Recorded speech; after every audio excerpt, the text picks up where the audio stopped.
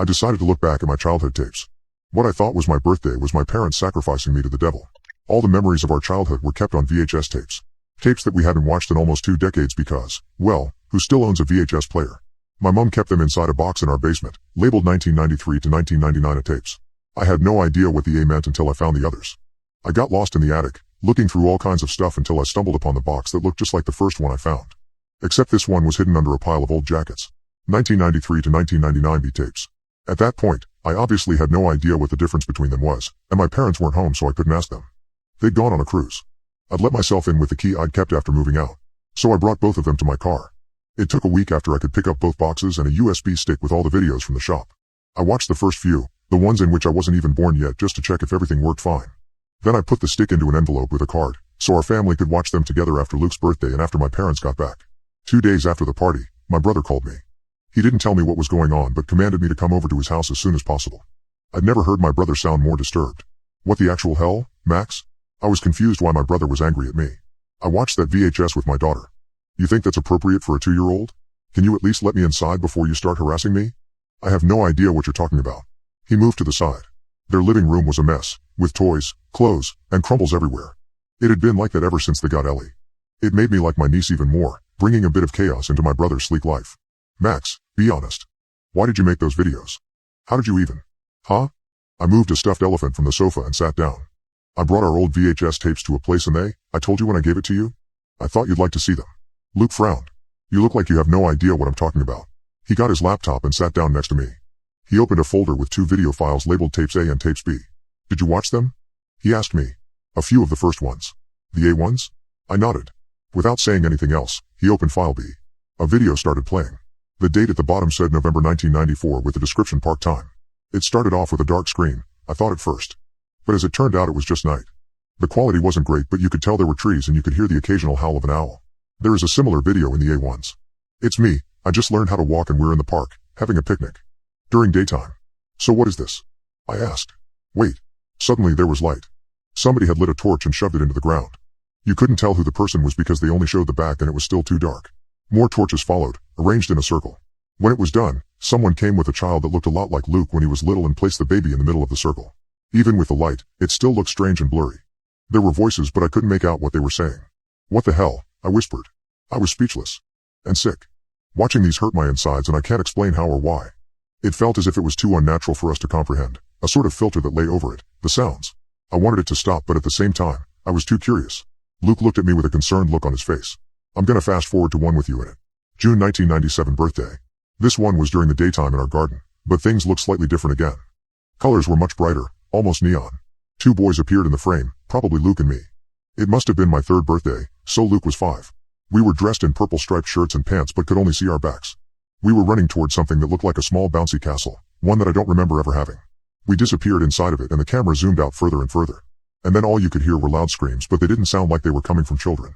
When the 2 of us came outside again, the camera was still zoomed out but you could still see that we were laughing and jumping. And there was something red staining our clothes and hands. Blood? I ran to the bathroom and threw up my lunch. When I got back, Luke was waiting for me with a bottle of water. Happened to Ellie as well. Kept throwing up but also cried a lot. I didn't like the idea that my tiny little niece saw that, and I found it strange that she had such a strong reaction to it as well, how she understood that something was wrong. Because, technically, nothing really bad happened in those tapes. They were just disturbing. Luke, I swear. I have no idea what that was. All I did was grab the boxes with tapes. Do you remember that birthday? He asked. Are you joking? We went back to the living room. Luke had closed the laptop. I remember your 3rd birthday. Some of your kindergarten friends were there. Mom baked a cake. There was no bouncy castle and whatever else the hell that was. My stomach was still turning. I've watched plenty of far more gory stuff in my life. I have no idea why this affected me so much. Mom and Dad come back tomorrow. We need to talk to them, I said in a determined tone. But Luke knew me well and probably heard the fear in my voice. I'd never been scared of my parents before as far as I could remember. But I also know that they'd been slightly particular when we were growing up. My parents had always been kind of eccentric. Our house was always full of strange art and they traveled all the time, even then. They never hurt us. If anything, they neglected us a little. But I didn't remember anything scary ever happening. I can go alone.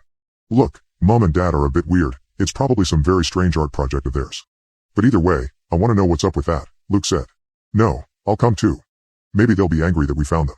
Max, they kept them in the basement, in an unlocked box. They wanted us to find them, or at least they didn't mind if we did. I wasn't exactly afraid of my parents but of all the things I couldn't remember. I stayed with Luke that night. The next day, we drove to our old childhood home. Luke and I had both stayed in our hometown after moving out. When we reached the driveway, I saw my parents' car and felt a cold shiver. I wasn't sure how we should do this, what we would say. As it turns out, I didn't have to. Mom opened the door before we even rang the bell.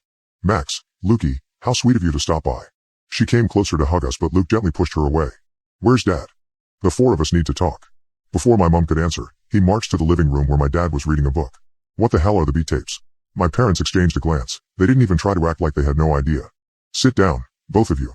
And calm down. It's nothing bad," my mom said. My dad sighed and put his book away, then he got up. If anything, they looked annoyed that we disturbed their day. Luke and I sat next to each other on the sofa and my parents were standing in front of us. For a moment it felt like we were little boys again, getting in trouble for breaking something. "Neither of you ever got hurt. We made them for a possibility, one that you didn't even get," my father said. "Can you please talk less cryptic?" I chimed in. It was the first thing I'd said. "Those aren't real videos of your childhood. Just remakes. For your audition tapes." They were searching for child stars. "Luke didn't make the cut and then we tried with you, Max. But neither of you was chosen," my mother took over. "They?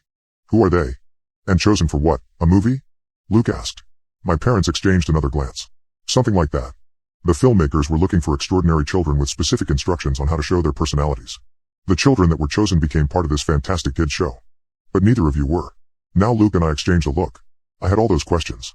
Why would you do that to children that young? Why did you never tell us about it, and why did those tapes make us sick?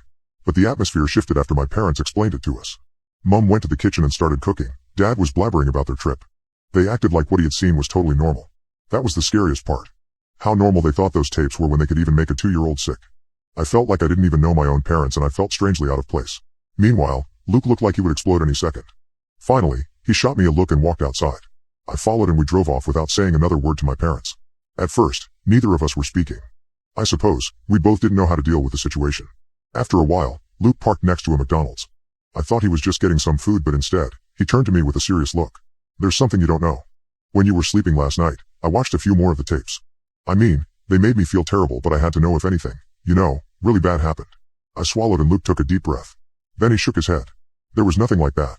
The tapes are messed up, but in different ways. In ways that make you question reality." "Okay." Now he was looking straight at me. "You know how Mom said neither of us made the cut? To be cast?" I nodded. "Well, after 1996 there was a third child in the tapes. And the more I think about it, the more I'm starting to remember things.